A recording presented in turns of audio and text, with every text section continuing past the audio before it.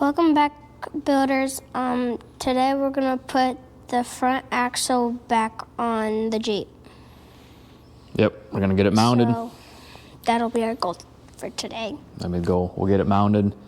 We're gonna do the rest of the work, like ball joints, axle shafts. We'll do that while it's on the Jeep. It'll be easier to handle it, so we're not on those dolly carts rolling around on us. Stay tuned.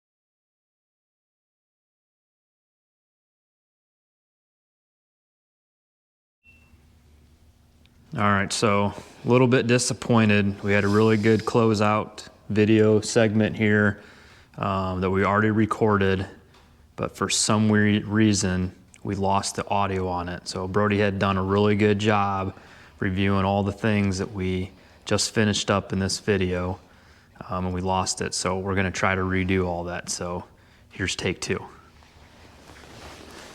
Okay, so we got everything screwed back in a little bit. We moved this out of the way because this thing wouldn't reach if it was right here. Yep, the brake lines. So we got that there.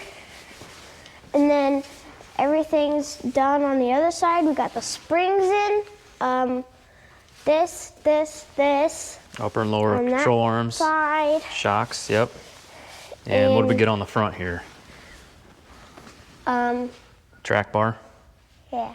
Yep, so we got the axle mounted back in, so it gives a little bit more working room in the shop. Don't have anything torqued down yet, but we'll get to that next. We'll be working on getting ball joints in, getting the axles back in. And then put them back on the drive shaft. Yeah, we'll put back on our drive shaft. So that'll be the wrap number 2. So hit the like button, subscribe, and hit the bell button. hit the reminder bell. Thanks for watching. Stay tuned.